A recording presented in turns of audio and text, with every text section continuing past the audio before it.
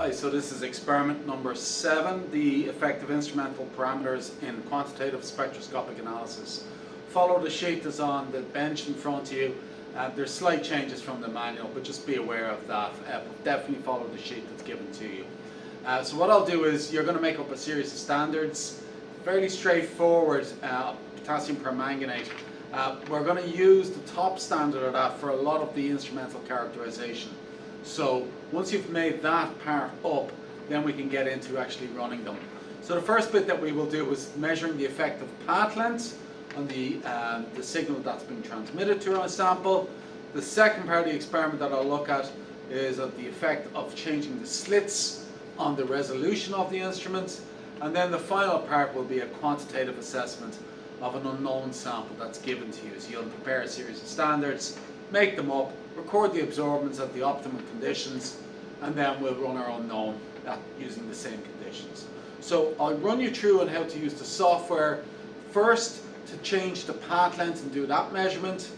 Then I'll show you how to change the slit widths and run that measurement.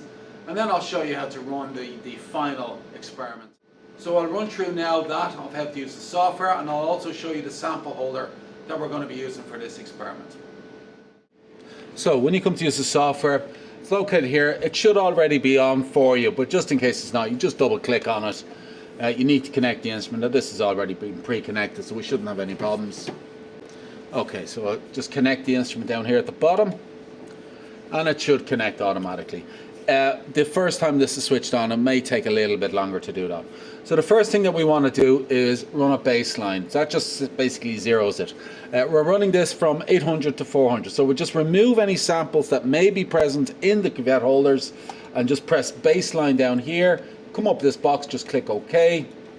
Follow the method that's given to you on the sheet there in front of you. First thing to do is to make up the 10 milligram per liter solution. Okay, so follow the methodology to prepare that. So we're actually going to use that for the first part of the experiment. So take that solution and place it into your cuvette. And what we're actually going to do for the first part of the experiment is we're going to determine the effect of changing the path length on the amount of transmission through my sample. So this is the Lambert law. So this is what we're going to look at here first. So what we have over here are a range of cuvettes. So we've got a 5 centimeter cuvette, we've got a 4, a 3, a 2, and we also have the 1 centimeter cuvettes that you'd be familiar enough with using as well. So we have 5 cuvette sizes over here. And into the back ones, we're just going to place some deionized water. And into the front ones, we're going to place that 10 mg per liter solution that you're going to make up for the initial part of the experiment. So what you basically do is make up your standard and then fill each one of the cuvettes up here with that one single standard. Okay, that's 10 mg per liter solution. So you take them and you place them into the front of the spectrometer. So what I have here is that pink solution, okay? Try not to leave solutions sitting on top of the instrument. It's not a good idea. They can drip into it and damage it. So place your sample with the clear faces pointing in that direction. Pointing in that direction. Place it in. These little holders are 3D printed, so they're not perfect. They work, but they're okay-ish. You might need a footer with them a little bit just to get them sitting right. So place your sample at the front, your reference at the back. Your reference is just deionized water. That's all we're using. Okay. Close the lid. Come over to the software. In the software, click the M button. Up here, we're going to scan from 800 to 400 nanometers. Our sample interval will be 1 nanometer. We'll do it at medium speed. Click on the instrument parameter icon here. Change that absorbance to transmittance. So on the drop-down menu, transmittance. Set your slit width to 1 nanometer. Okay. Everything else you can leave, and all you got to do is press OK. And what you'll see now is the actual spectrum will develop. So click on the scale here, change that to 100%, and then click Start. And you'll see the instrument now. It's off scale here because it's reading 101. I'll just change that up. 102. There we go. You can actually see your trace up here at the top. And it'll come down and it'll give me a couple of peaks and go off again up here. So we'll let that run and we'll come back to it now in a second.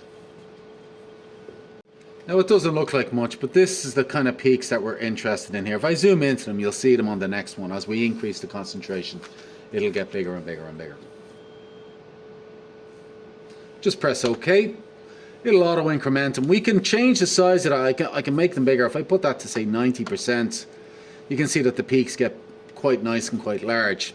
So what I'm going to do is put that back down to 0, and what I'm going to do is I'm going to come along and take my sample and place my sample now into the next size cuvette. But I also have to change the reference one as well. So if I come up here, I take the next set of cuvettes that I'm going to use, these guys, the 2 centimeter path lengths, remove the 1 centimeter path length, this guy here, place them to one side.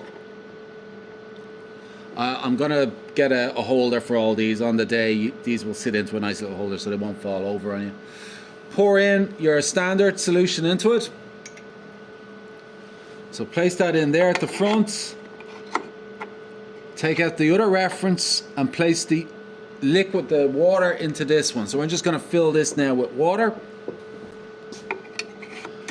Close the lid and press go on the software again. Just press the start button. Everything else is staying the same.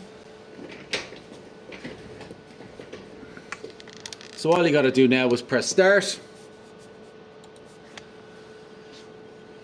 You might see that this is slightly offset from the first one. It's just because we're using different sources of cuvettes. They're not all exactly the same.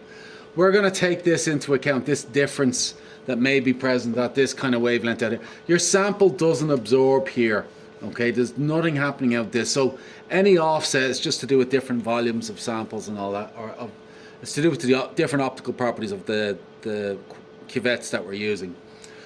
But the absorbances will be the same.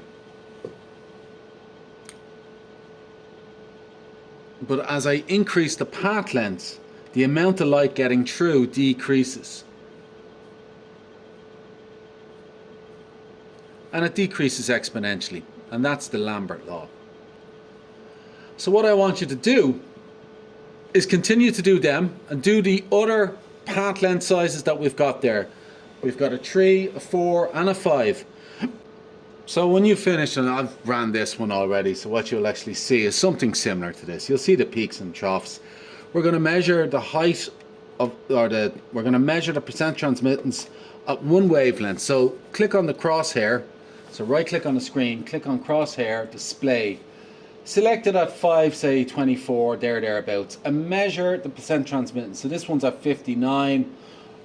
The next one then is at 32, and the next one then is at 19, and so that's what you're going to do for the first part of the experiment. Once you've done that, I want you to plot the percent transmittance as a function of the path length. So the path length will be on the x-axis, the percent transmittance will be on the y-axis. Right, so once that's clear, you can get rid of all the old spectra by just clicking the icons up here in the corner. You'll see them. And we end up with a nice blank canvas again. Right. The next part of the experiment that you're going to look at is you're going to monitor the effect of the slit size on the spectra that you obtain. Now we're going to do this in absorbance mode this time. So what I want you to do is come up here to the M button, click on it, keep the sampling interval 1 nanometer, that's fine. Click on the instrument parameter icon here, this guy. Change the transmittance to absorbance. And I want you to change the slits. I want you to maximize the slit size. Put it up really big. Put it to 5. Click OK. Once that's ready, I want you to take the 1 centimeter sample of any standard you want, but you could use the 100 milligrams per liter stock. That's the one I'm using. It works fine. It'll give you nice results. So I've got the 100 sample here. It's quite dark. I place it in here, remove the other samples out. Place your reference 1 centimeter cell back in there. Close the lid. Come back over and press start again. Now this time you'll notice that the peaks are going up instead of dipping down, because we're doing this in absorbance, so I will have to change the scale here. Put it down to say 2, and you can actually start to see it coming in now at the bottom. Now we're doing this at a fairly fast scan rate. There are other instrumental parameters that we could look at here, but we're just going to focus on this one. So there's my peak. It's gone off scale, so we can set this to say 2.5 absorbance units. Should be in scale. There we go. Perfect. So once that's finished, I'm going to change some of the experimental parameters. I'm going to keep the exact same samples in the spectrometer. I'm not changing the sample now. I'm just keeping the same sample in. Once that's finished, I want you to click on the M button again. All right, press OK. Click the M button again.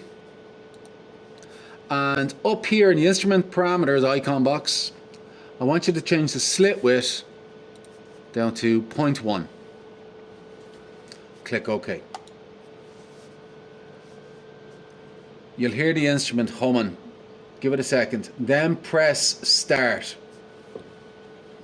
Now, it'll look identical except around these features where you'll actually see there is a difference in the measured absorbance. And it does highlight the importance of choosing the right slits. Now, for the pharmaceutical and biopharmaceutical industries, the normal slits that are chosen are 1 nanometer slits. That's the one that's the go-to. And for your actual analysis of your unknown sample, you're going to set the slit to 1 nanometer and run it at 1 nanometer. Now you can see it's following the same kind of trace, but there's a small difference there and a small difference there. I'm going to zoom into that and you're going to see it in a second. It's going to finish, but if I zoom in, once it's finished, you can see that there are differences between the first run and the second one. So by changing the resolution, by changing the slit size, I've changed the resolution. You'll also notice that some of the peaks have shifted in energy and position. The wavelength scale, nanometers, is actually an energy scale. Okay. Right, click OK. To get back out of that, you can just click on the various axes and reset them. I'll just do that now. Set that back down to 1. I'll set this to 2.5. Set this to 400. And we'll set this one to 900 out here. Okay, so that's my original scan back. Okay, so the next thing to do, make up your standards according to the method sheet that's given to you. Once you've done that, come into the M button, go into the instrument parameters again and set the slit width to 1 nanometer. Press OK. That's the parameters that you're going to use. So run your standards, run your unknown, and determine the concentration of your unknown using your calibration. That's all you got to do.